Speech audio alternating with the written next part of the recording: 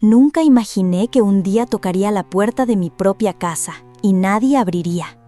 Mis dedos temblaban al girar la manija, pero no se movía, cerrada. Volví a tocar, con más fuerza. Desde dentro escuché pasos, una voz susurrando, luego silencio. Golpeé, llamé por mi hija. «Ana, soy yo, mamá». Pero la respuesta no llegó. Al contrario, una sombra se asomó por la cortina y se retiró de inmediato. El corazón me martillaba el pecho, no de miedo, sino de una tristeza que ya venía creciendo desde hacía años. Me senté en la banqueta y esperé. Pasaron 10 minutos. Nadie abrió. Siempre trabajé como una mula para que no les faltara nada.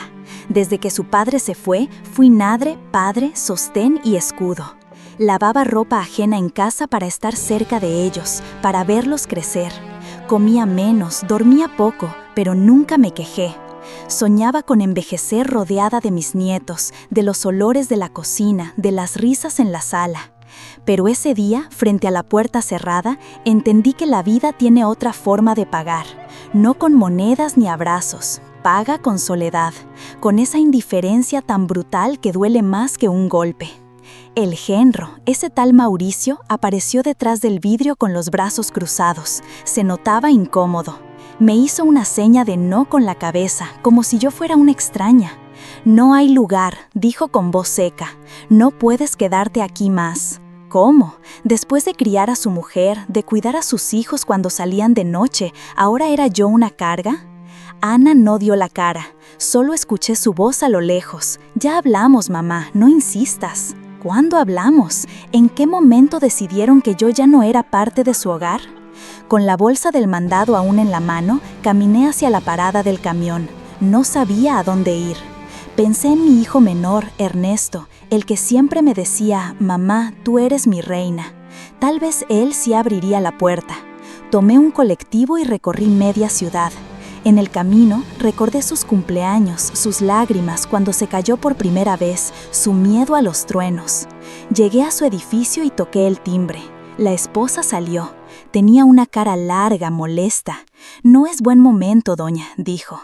Detrás, Ernesto apenas asomó la cabeza. No tuvo valor ni para mirarme a los ojos. «No hay espacio, mamá, perdón», dijo, con una voz tan baja que me costó reconocerla.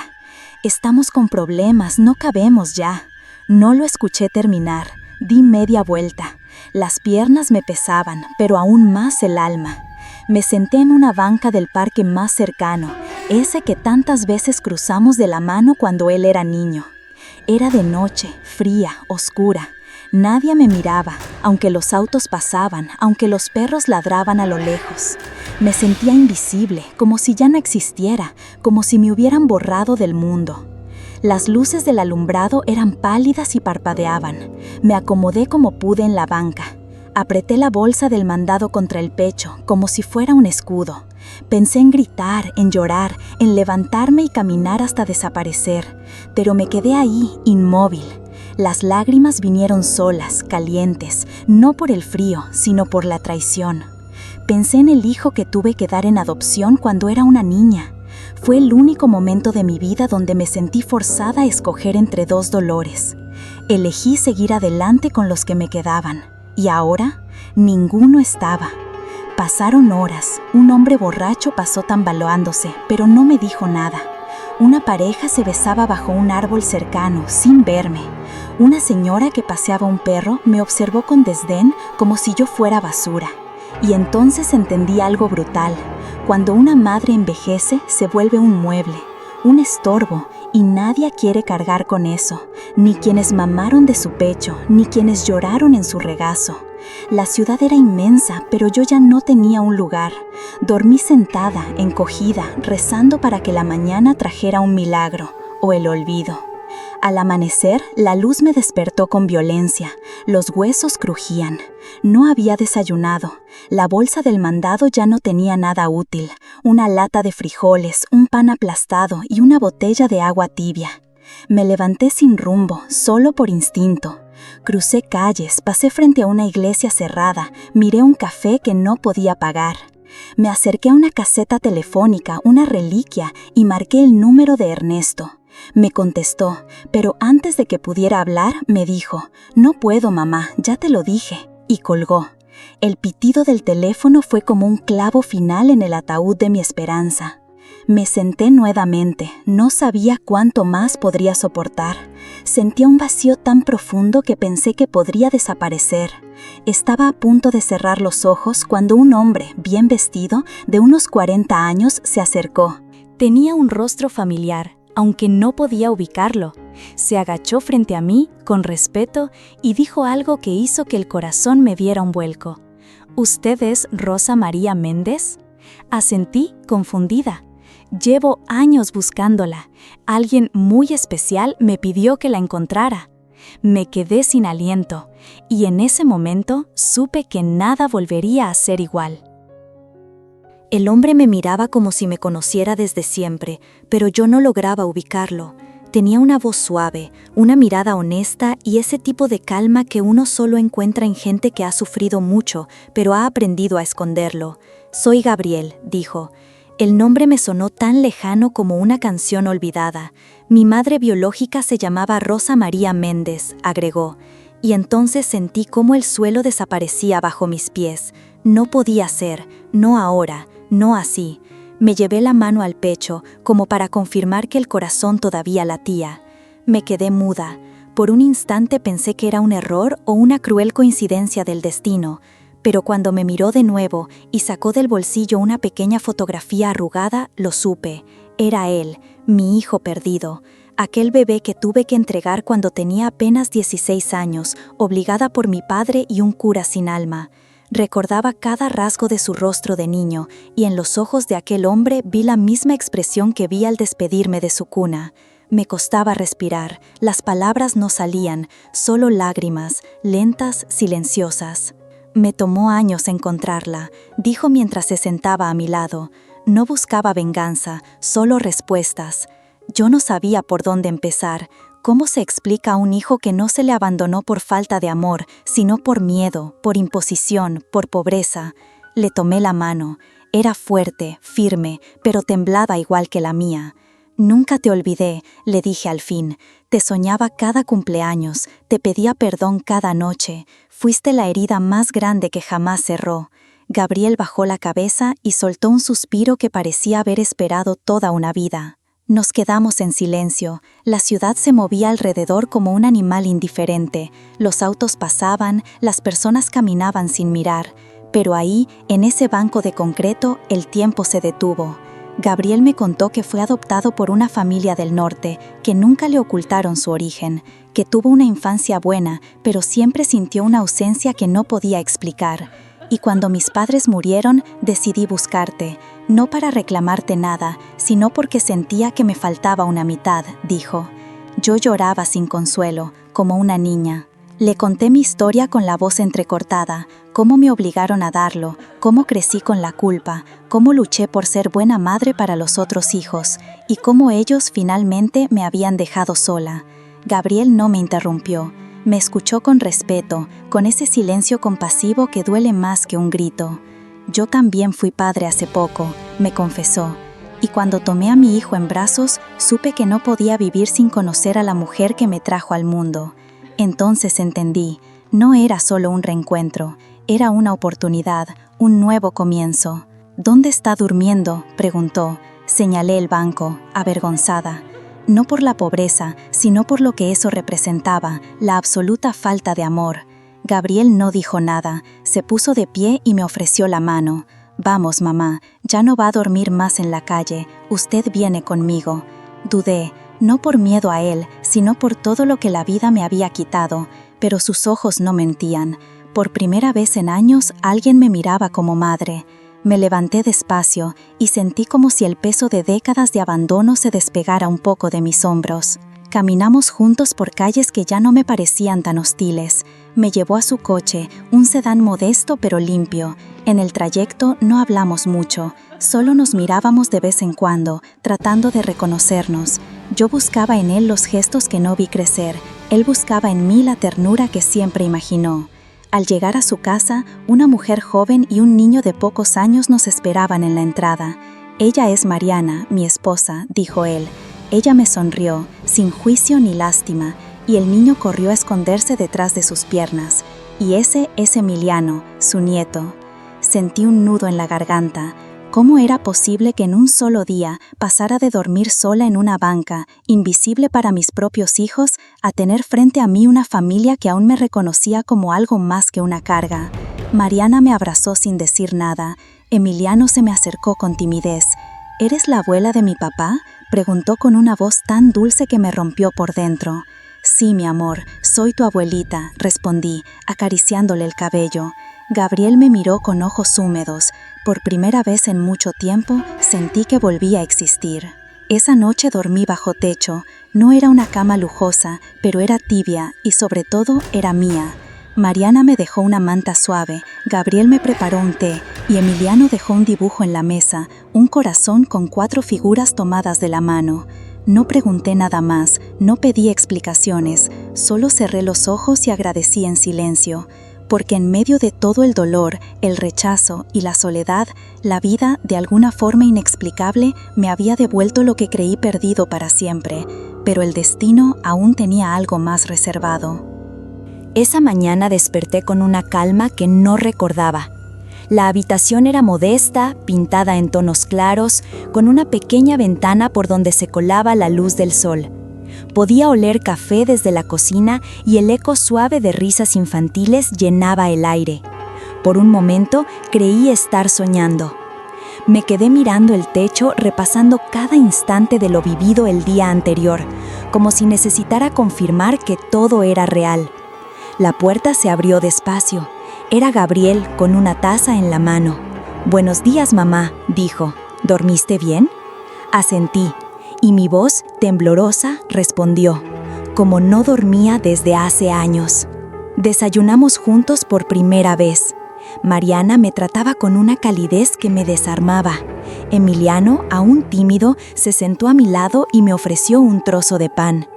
Gabriel me hacía preguntas, pequeñas, sin invadir, solo para conocerme. ¿Cuál era mi comida favorita? ¿Qué me gustaba hacer de joven? ¿Qué libros leía cuando tenía tiempo? Era como si quisiera recuperar cada pedazo de mi historia, y yo se lo entregaba con cuidado, como quien abre una caja de recuerdos frágiles. Me sentía viva, y también extrañamente inquieta, como si algo aún estuviera por revelarse. Después del desayuno, me llevó a dar un paseo por el barrio. Caminamos por calles arboladas, pequeñas tiendas, el mercado local. La gente lo saludaba con cariño. Era evidente que Gabriel era un hombre querido, respetado. «Trabajo en una pequeña fundación que ayuda a madres solteras», me dijo. Me quedé en silencio unos segundos. ¿Sería una casualidad? ¿O una forma del destino de cerrar un ciclo? Me preguntó si quería colaborar, aunque fuera platicando con algunas mujeres jóvenes, compartiendo mi historia. Sentí una emoción rara, mezcla de miedo y gratitud. Asentí. Al volver a casa, Mariana me llamó desde el patio. Tenía algo en la mano, un sobre viejo, amarillento, con mi nombre escrito a mano. Gabriel lo encontró entre las cosas de su madre adoptiva, dijo. El corazón se me paralizó. Lo tomé con manos temblorosas. El sobre no estaba abierto. El remitente era de Tijuana. Reconocí la caligrafía al instante. Era de Graciela, mi mejor amiga de juventud. No la veía desde que tuve que entregar a Gabriel. La última vez que la vi fue llorando, jurándome que haría lo posible por ayudarme. No supe más de ella, hasta ahora. Me senté en la sala con la carta entre los dedos. Gabriel se quedó de pie, respetando mi silencio. Rompí el sello con cuidado. Dentro había solo una hoja, escrita con tinta azul, con letra apretada. Rosa, si estás leyendo esto, es porque lograste encontrar a tu hijo, o él a ti. Guardé este secreto durante décadas como te prometí, pero hubo algo que nunca te conté. El padre de Gabriel no desapareció como te dijeron. Tu familia lo hizo callar, lo amenazaron, pero él nunca dejó de buscarte. Su nombre era Ignacio, y yo sé que aún vive. Vive y guarda algo que te pertenece. Sentí que el aire se escapaba del cuarto. Mis dedos soltaron la hoja que cayó al suelo como si pesara toneladas. Gabriel corrió a ayudarme. ¿Estás bien?, preguntó, alarmado. No pude responder, solo lo miré con lágrimas nuevas, con el alma temblando. Su padre, su verdadero padre, no solo existía, sino que tal vez estaba vivo, y no sabía que Gabriel había vuelto, ni que yo seguía esperando. El pasado, ese que creí enterrado, volvía a abrirse como una herida mal cerrada, y ahora había una nueva búsqueda que debía empezar. Gabriel leyó la carta con la misma sorpresa que yo. No dijo nada, solo se quedó mirando por la ventana, como si ya estuviera planeando el siguiente paso. ¿Dónde crees que podamos encontrarlo?, preguntó al fin. No supe qué responder. Tijuana era enorme y habían pasado más de 40 años, pero algo me decía que esta historia no estaba completa, que Ignacio había dejado pistas, señales, y que si Graciela había sabido de él, tal vez alguien más también. Gabriel tomó mi mano. «Si quieres buscarlo, yo voy contigo. No te dejo sola nunca más», dijo con firmeza. Por la tarde revisamos un viejo álbum que Mariana trajo del desván. Entre las fotos de Gabriel niño apareció una imagen antigua, un hombre joven, de cabello rizado y sonrisa melancólica, abrazando a Graciela. En el reverso, escrito con lápiz, decía «Nacho y G». Me llevé la mano a la boca. Era él, Ignacio, el hombre que me prometió amor eterno cuando yo aún soñaba, el padre de mi hijo. Sentí un cosquilleo en el pecho, un recuerdo tan lejano que dolía. «Creo que debemos ir a Tijuana», dije en voz baja, y en los ojos de Gabriel vi que él también lo sentía. Esa noche no dormí. Pensé en todo lo que podría encontrar. ¿Y si Ignacio me odiaba? ¿Y si había rehecho su vida y me había olvidado? ¿Y si ya no vivía? Pero también pensé en la posibilidad de cerrar una herida que me acompañaba desde los 16 años. Gabriel me abrazó antes de irse a dormir. «Sea lo que sea que encontremos, lo enfrentaremos juntos», prometió. Por primera vez en mucho tiempo, sentí que no tenía que cargar sola con mi historia, que alguien más finalmente la compartía. Pero lo que aún no sabía era que la verdad que nos esperaba en Tijuana cambiaría todo. Un recuerdo tan lejano que dolía. «Creo que debemos ir a Tijuana», dije en voz baja, y en los ojos de Gabriel vi que él también lo sentía. Esa noche no dormí. Pensé en todo lo que podría encontrar. ¿Y si Ignacio me odiaba? ¿Y si había rehecho su vida y me había olvidado? ¿Y si ya no vivía? Pero también pensé en la posibilidad de cerrar una herida que me acompañaba desde los 16 años. Gabriel me abrazó antes de irse a dormir. «Sea lo que sea que encontremos, lo enfrentaremos juntos», prometió. Por primera vez en mucho tiempo, sentí que no tenía que cargar sola con mi historia, que alguien más finalmente la compartía. Pero lo que aún no sabía era que la verdad que nos esperaba en Tijuana cambiaría todo. Partimos hacia Tijuana al amanecer. Gabriel manejaba con los ojos fijos en la carretera, y yo, en silencio, miraba por la ventana el paisaje que cambiaba poco a poco, como si el tiempo se replegara para darnos espacio a nosotros dos. Llevaba en el bolso la carta de Graciela y la vieja fotografía. Nada más, ni ropa, ni mapas, solo el corazón latiendo fuerte y el presentimiento de que estábamos a punto de destapar una historia dormida por décadas. «¿Te sientes lista?», me preguntó él mientras tomaba mi mano por encima del freno de mano. No respondí, solo apreté su mano como respuesta. Pasamos horas hablando, riendo, recordando. Yo le contaba historias de su infancia que nunca vivió. Cómo pataleaba en mi vientre cuando escuchaba música, cómo lloré al escribir su nombre en el papel del orfanato. Gabriel escuchaba sin interrumpir, con una mezcla de ternura y dolor. «Te imaginé tantas veces», me dijo, «pero ninguna de mis versiones de ti fue tan fuerte como la mujer que tengo enfrente». Me estremecí. Nunca creí que uno pudiera reconstruir una relación desde las ruinas, pero allí íbamos, ladrillo por ladrillo, sin prisa, sin miedo. Llegamos a Tijuana al caer la noche. La ciudad era un enjambre de luces y sombras, de calles estrechas y voces que rebotaban entre muros descascarados. Nos hospedamos en una pensión modesta cerca del centro. Nada de lujo, solo una cama, una lámpara tenue y un ventilador ruidoso. No necesitábamos más. A la mañana siguiente fuimos al registro civil, buscando cualquier dato de Ignacio. Nos atendió una mujer amable de cabello recogido y gafas gruesas. Buscó durante largos minutos. Ignacio Arámbula Ruiz, dijo al fin. Hay un expediente, pero está restringido. Solo familiares directos pueden acceder. Gabriel mostró su acta de nacimiento, y entonces el rostro de la mujer cambió. Nos miró con sorpresa. «Aquí hay algo extraño», murmuró. «Hay una nota que dice acceso bajo autorización especial. Esto no es común». Nos pidió que volviéramos al día siguiente. Esa noche cenamos tacos en un puesto de la esquina. La calle estaba viva, pero yo me sentía en una especie de sueño espeso. ¿Qué podía haber en ese expediente que requería autorización? Gabriel me miraba con ojos llenos de preguntas que no nos atrevíamos a decir en voz alta. Al volver a la pensión, encontramos un sobre debajo de la puerta. No tenía nombre. Dentro, una sola hoja, escrita a máquina. Dejen de buscar. No remover lo que fue enterrado. El pasado guarda secretos que deben permanecer callados. Sentí un escalofrío. Gabriel frunció el ceño, tomó el papel y lo leyó 2 veces. «¿Quién?», comenzó a decir, pero no hacía falta. Alguien sabía que estábamos allí. Alguien no quería que descubriéramos la verdad.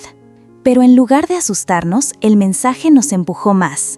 «Ahora tenemos que seguir. Sea lo que sea, lo enfrentamos», dijo con determinación. Volvimos al registro civil a primera hora. La mujer nos recibió nerviosa. «Tuve que hablar con un supervisor», dijo. «Pero hay algo que deben saber. Según los archivos, Ignacio Arámbula Ruiz fue dado por muerto en 1993, accidente automovilístico. Sin embargo, hay inconsistencias en el acta, y alguien visitó este lugar hace menos de un mes, preguntando por él. Un hombre mayor, con bastón. Nos mostró una imagen de cámara de seguridad. No se veía bien, pero algo en su silueta me pareció familiar. Gabriel lo notó también. «¿Crees que?», murmuró. Yo asentí. No estaba muerta. Esa historia aún caminaba. Salimos del edificio con la cabeza dando vueltas. El acta de defunción parecía falsa, y alguien se nos adelantaba. «Tenemos que buscar a Graciela», dije de pronto. Ella sabía cosas que nunca me contó. Gabriel buscó su nombre en internet y, tras varios intentos, encontró un domicilio en playas de Tijuana. Sin pensar, nos subimos al auto y manejamos hasta allá. Era una casa antigua, con jardín descuidado y rejas oxidadas. Llamamos varias veces. Nadie respondió. Cuando ya íbamos a irnos, una anciana apareció detrás del portón. Tenía el cabello blanco y los ojos hundidos, pero cuando me vio, se llevó una mano a la boca. «Rosa María, Dios mío», dijo, y sus piernas flaquearon. Gabriel la sostuvo. Yo corrí a abrazarla. Graciela comenzó a llorar, y con ella yo también. Nos sentamos en su sala, entre muebles polvorientos y retratos descoloridos.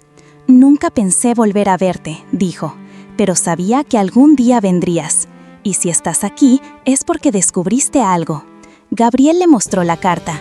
Ella asintió. «No todo lo que te contaron fue mentira, Rosa, pero la parte que nunca supiste es la más peligrosa». Se inclinó, abrió una cajita de madera y sacó una llave oxidada.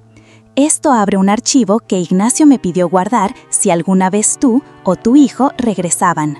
Y entonces supe que la verdad que nos esperaba no era solo sobre un hombre desaparecido, era sobre todos nosotros, y que había una razón mucho más oscura por la cual me obligaron a entregar a Gabriel, una razón que alguien, aún hoy, quería mantener en las sombras. Me quedé mirando esa llave oxidada como si fuera una reliquia sagrada. No era grande, ni dorada ni brillante. Era común, vieja, fría, pero en su forma simple sentí el peso de una historia que aún no había sido contada. Graciela la sostenía como si quemara, sus dedos temblaban. «Tuve miedo, Rosa», susurró, «mucho miedo». Nadie dijo nada durante un buen rato. Gabriel miraba la escena en silencio, con los ojos entrecerrados, como si intentaba leer entre líneas, como si presintiera que lo que estaba por salir a la luz no solo era importante, era irreversible. «¿Dónde está el archivo?», preguntó él al fin. Su voz fue más un eco que una pregunta. Graciela se levantó, caminó lento hasta una vieja cómoda de madera, abrió el último cajón, sacó una caja metálica envuelta en un pañuelo bordado.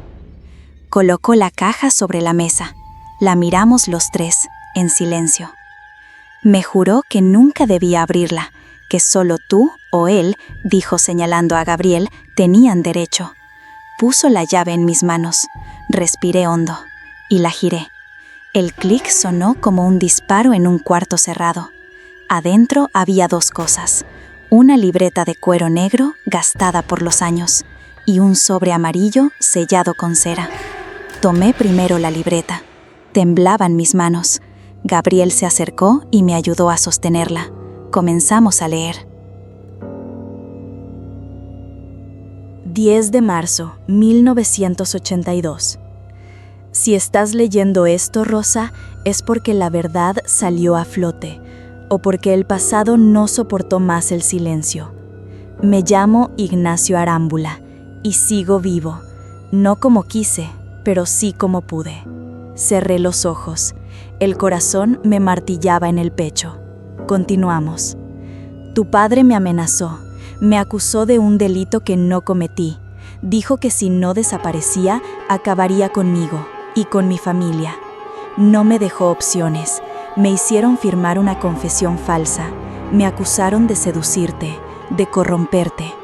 Pero tú y yo sabíamos que fue amor, aunque el mundo nos llamara pecado. Las palabras me perforaban como cuchillos. Graciela lloraba, Gabriel apretaba los dientes. Seguimos leyendo. Me fui al norte, cambié de nombre, sobreviví como pude. Trabajé en fábricas, dormí en camiones, escribí cartas que nunca pude enviar. Nunca dejé de buscarte, Rosa, y tampoco dejé de buscarlo a él, a nuestro hijo. Me llevé las manos a la cara, no podía más. Respiré profundo y volví a mirar las páginas. En 1993 fingí mi muerte. Fue mi única salida. Alguien poderoso quería silenciarme. No era solo tu padre, había otros, gente que no podía permitir que yo hablara, gente que hizo cosas muy oscuras, cosas que descubrí demasiado tarde. Gabriel me miró. ¿De qué cosas habla?, preguntó. No supe qué responder. Pasamos a la última página del cuaderno. Si algún día llegas a leer esto, quiero que sepas que nunca me rendí, que si estoy vivo, te seguiré buscando, y si ya no estoy, sabrás por fin lo que nos arrancaron. Abajo, con letra temblorosa, todo está en el sobre sellado. Lo miramos los tres. Ese sobre era la siguiente verdad, el siguiente abismo. Gabriel lo tomó. ¿Estás lista?, me preguntó. Yo no respondí, solo asentí, y él, con manos firmes, rompió la cera. Caso: Arámbula Ruiz, Ignacio. Fecha: 16 de abril de 1982. Motivo de detención: posesión de material sensible. Procedencia: Delegación Federal de Seguridad. Gabriel leyó en voz alta despacio. Tu padre no lo denunció solo por ti, mamá, también por otra cosa. Pasamos la hoja. El documento era una copia de un expediente confidencial. Decía que Ignacio había encontrado en su trabajo, una oficina de mantenimiento en un archivo gubernamental, unos documentos clasificados. Listas, fotografías, fechas, nombres de personas desaparecidas. Desaparecidos. Esa palabra me cortó el aliento. ¿Esto es del gobierno?, dije. Gabriel asintió. Años oscuros, mamá. México en los 80, la guerra sucia, gente que desaparecía por pensar diferente, por saber demasiado. Yo no entendía todo, pero sí comprendía lo esencial. Ignacio se metió donde no debía, y mi padre, que trabajaba en una oficina del Estado, quiso protegerse. Te alejaron de él para proteger su reputación, dije, casi escupiendo las palabras. Gabriel encontró otro documento, un memorando interno. El sujeto Arámbula Ruiz fue advertido, no cumplió, fue neutralizado. Y abajo, escrito a mano: caso cerrado, se recomienda simular accidente. Mi garganta se cerró, sentí náuseas. Graciela, desde su sillón, murmuró: tu padre siempre tuvo conexiones, lo llamaban el contador. Pero yo no supe esto hasta que Ignacio me lo contó. Él quería publicarlo todo, pero no lo dejaron. Lo amenazaron, lo desaparecieron sin matarlo. Gabriel guardó los papeles en el sobre otra vez. Me miró. Mamá, esto no es solo tu historia, es parte de una historia más grande, una que fue silenciada. Asentí, pero algo en mi pecho se revolvía. Una última hoja estaba al fondo del sobre. La desdoblé. Era una carta, escrita a mano. Si me buscas, estaré en el mismo lugar donde te besé por primera vez. No firmo esto con mi nombre, porque sé que hay ojos que aún vigilan. Pero si vienes, sabré que aún queda verdad y amor. Me llevé la mano al pecho. La vieja estación de tren, el túnel detrás del andén 3, ahí fue. Voy a ir, dije, sin miedo, sin dudas. Gabriel asintió. Graciela se quedó en silencio, como si también recordara ese lugar. La historia no había terminado. Recién estaba comenzando a decir la verdad. El cielo de Tijuana amaneció gris. Un velo espeso cubría las calles, como si el clima supiera lo que estábamos a punto de hacer. Gabriel preparó café sin decir una palabra. Mariana llamó por videollamada. Su voz dulce calmó un poco mi corazón. Emiliano preguntó por mí y le prometí que pronto estaría de regreso, pero sin decirle qué estaba a punto de enfrentar. La estación de tren seguía allí, desgastada, abandonada, pero de pie. El concreto agrietado, los rieles oxidados, los carteles rotos por el tiempo. Todo seguía como hace 40 años, solo más viejo, más triste, como yo. Caminamos en silencio, Gabriel a mi lado cuidando cada paso. Sabía que ese lugar no era solo físico, era una puerta emocional. El túnel detrás del andén 3, ahí fue donde Ignacio y yo, siendo apenas unos adolescentes, nos prometimos que nos esperaríamos.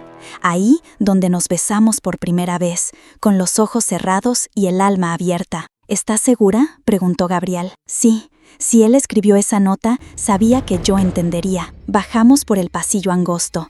El olor a humedad nos envolvió. Las paredes estaban cubiertas de grafitis, pero aún quedaba un rincón sin pintar. Un corazón dibujado a navaja, con nuestras iniciales, R más I. Mis piernas flaquearon, me apoyé en la pared. Las lágrimas comenzaron a caer sin que pudiera detenerlas. Mamá, pero entonces lo vimos. Al fondo del túnel, una figura, un hombre, de espaldas, de pie, quieto, esperando. Gabriel dio un paso adelante, pero lo detuve. Déjame a mí, le dije. Me acerqué despacio. Cada paso era un golpe del corazón. Cuando estuve a menos de 3 metros, el hombre se dio la vuelta. Sus ojos, su boca, sus manos. Era él. Más viejo, más flaco, más encorvado, pero sus ojos eran los mismos. Rosa susurró. No pude responder. Corrí hacia él y lo abracé como si quisiera recuperar todo el tiempo perdido en un solo segundo. Nos quedamos así, sin hablar, solo respirando. Gabriel se acercó. Ignacio lo miró y lo supo. Y lo supo. Mi hijo, dijo, y su voz se quebró. Los tres nos abrazamos. El túnel oscuro, por primera vez, tenía luz. Nos sentamos en los escalones. Ignacio habló, lento, con pausas, como quien saca veneno de la sangre. Nos contó cómo sobrevivió, cómo lo metieron en una celda sin nombre, cómo le quitaron su identidad, cómo Graciela lo ayudó a escapar, cómo vivió con otro nombre, siempre oculto, siempre mirando por encima del hombro. Cuando supe que había sido al registro, supe que era hora. Ya no podía esconderme más. Gabriel escuchaba con el rostro serio. ¿Quiénes eran los que te querían silenciar? Ignacio miró al suelo. Un grupo dentro del gobierno. Tu abuelo era parte. Él ayudaba a encubrir detenciones, falsificaba actas, hacía desaparecer pruebas. Sentía arcadas, todo encajaba. Por eso me separaron de Ignacio, por eso entregaron a Gabriel. Fue para borrar toda conexión con ese pasado. ¿Por qué ahora?, pregunté. ¿Por qué no viniste antes? Ignacio me miró con ojos llenos de años. Por miedo, porque aún había gente vigilando, pero sobre todo porque no sabía si me odiarías. Lo abracé. Te esperé toda mi vida. Nunca te odié, solo te lloré. Silencio. Luego, Gabriel se levantó. Esta historia debe contarse, dijo, no solo por nosotros, por todos los que fueron silenciados. Ignacio asintió. Tengo pruebas, guardé copias, documentos, nombres, fechas, están a salvo. Lo miré con asombro. ¿Dónde? Ignacio sonrió apenas. En un lugar donde nadie mira. En un cementerio. Un cementerio. Eso fue lo que dijo Ignacio, con voz baja, como si el aire mismo pudiera traicionar su secreto. En el Panteón Municipal, tercera sección, nicho 73B, ahí están escondidos los documentos. Gabriel y yo lo miramos sin hablar. El peso de esa frase era más grande que nosotros tres juntos. La verdad estaba bajo tierra. Lo enterré hace años, continuó, dentro de una urna vacía.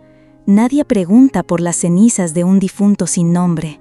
Le puse una placa falsa, María del Socorro G. Fue un nombre inventado, un escudo, pero ahí está todo. Todo lo que no me dejaron decir. Gabriel asintió con gravedad. Yo apreté la mano de Ignacio. Tenía miedo, miedo real, porque sabíamos que no estábamos solos en esta historia. Alguien más había dejado un mensaje amenazante. Alguien que aún hoy quería que el pasado siguiera enterrado. Fuimos al cementerio al amanecer. No llevamos flores, solo llevábamos memoria y coraje.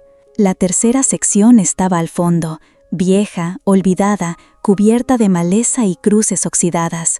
Nicho 73B. Estaba ahí, tal como Ignacio lo había descrito. La placa era modesta, nadie se habría detenido a mirarla 2 veces.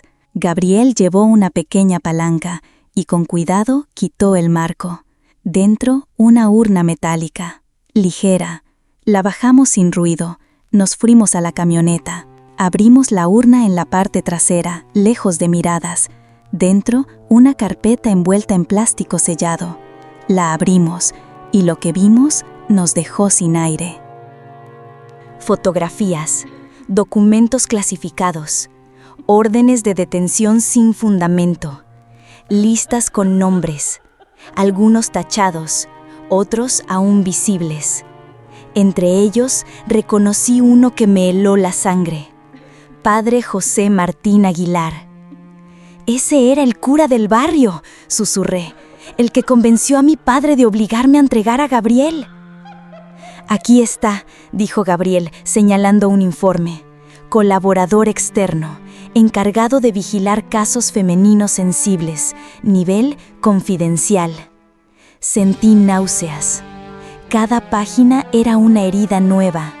Había cartas interceptadas, informes de vigilancia, escuchas telefónicas y una foto más. Mi padre, con 2 hombres que reconocí de noticieros antiguos. políticos, ministros. «Esto es dinamita», dijo Gabriel. «Si lo publicamos, puede estallar todo». Ignacio lo miró. «No lo guarden, no repitan mi error. La verdad tiene que salir, aunque nos queme». Silencio. Y entonces, una sombra. Un auto estacionado al otro lado del cementerio, cristales polarizados. «Nos están siguiendo», dijo Gabriel en voz baja. «No hagamos nada aquí». Guardamos todo de nuevo, tapamos el nicho, nos fuimos rápido. En la carretera, Ignacio respiraba con dificultad. «¿Estás bien?», pregunté, tocándole el hombro. «Sí», dijo, «pero necesito decirles algo antes de que sea tarde». Gabriel lo miró por el retrovisor. «¿Qué cosa?». Ignacio cerró los ojos. «Lo que hicimos hoy despertó algo. Y hay un nombre que no aparece en esos documentos, pero que fue el más peligroso de todos». «¿Quién?», pregunté. Abrió los ojos y con voz quebrada dijo: «Tu hermano, Rosa, tu propio hermano. Él fue parte y aún tiene poder. Mi hermano, mi sangre, mi infancia, el que jugaba a las escondidas conmigo entre las sábanas tendidas de la azotea, el que me defendía cuando papá gritaba, el que me regaló mi primer cuaderno para escribir cuentos. Mi hermano. ¿Cómplice?». No lo creía, no lo aceptaba, pero los ojos de Ignacio no mentían.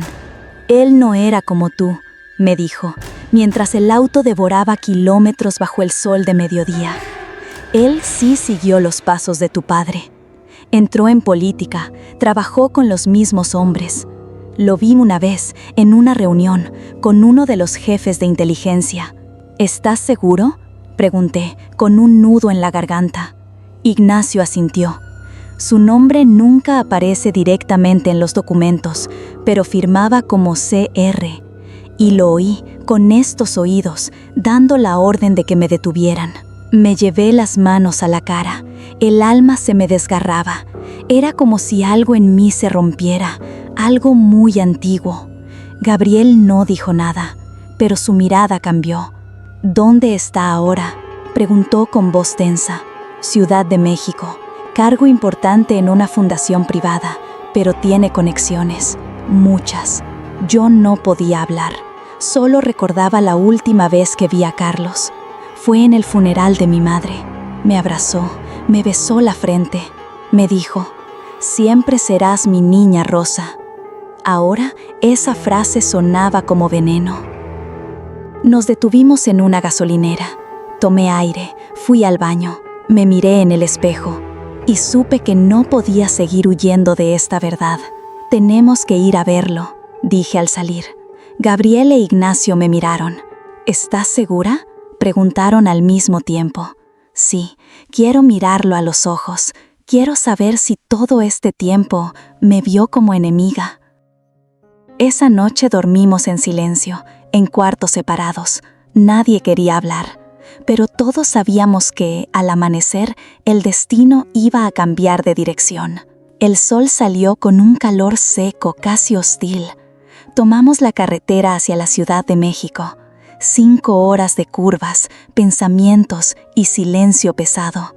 Al llegar, Ignacio nos dio una dirección escrita a mano. Una casa blanca, moderna, vigilada.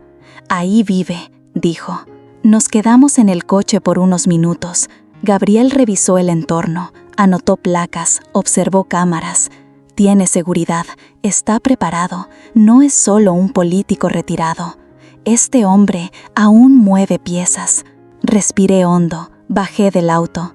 Ignacio quiso detenerme. «Rosa, piénsalo». «No, tengo que hacerlo». Toqué el timbre. Una cámara me enfocó. Una voz fría respondió: «¿A quién busca?». «A Carlos Méndez, soy su hermana». Silencio, luego un clic. La puerta se abrió. Entré, sola. El interior olía a incienso caro, alfombras importadas, silencio absoluto. Carlos bajó las escaleras. más canoso, más delgado, pero con la misma sonrisa ensayada de siempre. «Rosa, ¿cuánto tiempo?», dijo, abriendo los brazos. No me moví. «¿Sabes por qué estoy aquí?», respondí. Su sonrisa se borró. «Sí», dijo, bajando la voz. Nos miramos, y entonces lo supe. Él lo sabía todo. Carlos me ofreció asiento. No lo acepté. Nos miramos. 2 hermanos separados por décadas y por una traición que todavía ardía. «Lo sabías todo, ¿verdad?», dije, con la voz firme. Carlos bajó la mirada. «Sabía una parte», admitió, «pero nunca creí que llegarías tan lejos».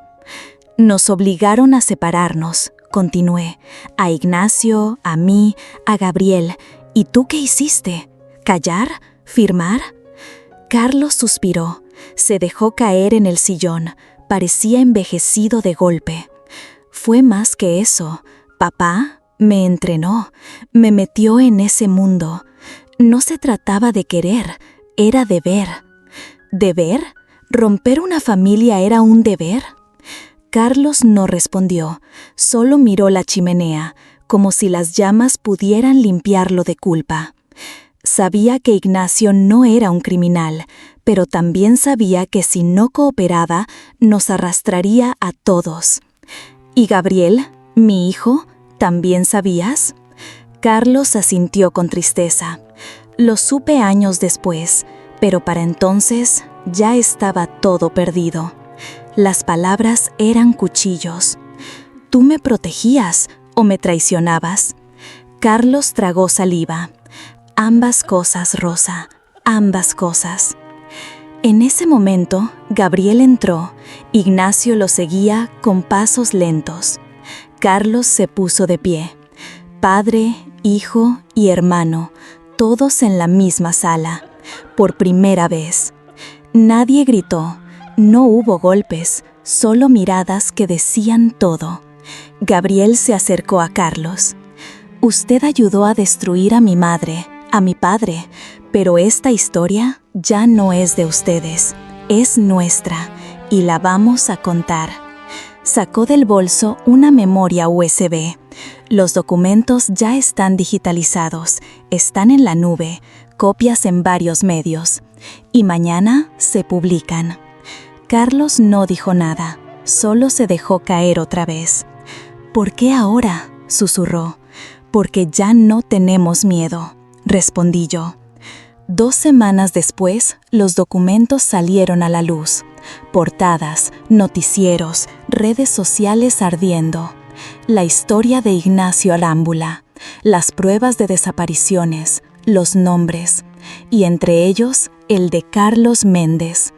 Él renunció a todos sus cargos, desapareció de la vida pública. Muchos lo defendieron, otros lo condenaron. Yo no dije nada. Ya no tenía que defenderme. Gabriel siguió adelante, se convirtió en voz de víctimas olvidadas, fundó un archivo de la memoria. Ignacio vivió sus últimos meses en paz. Lo cuidamos, reímos, lloramos, le dimos lo que nunca tuvo, familia. Y cuando partió, lo enterramos junto al árbol más viejo del parque. Emiliano plantó flores sobre su tumba. «Aquí duerme mi abuelito valiente», dijo. Y yo volví a escribir. Mis palabras, por fin, eran mías. Ya no vivía en casa de nadie, ni en el silencio de nadie, ni a la sombra de la culpa. Era libre. Rosa María Méndez, madre, hermana, sobreviviente y ahora voz.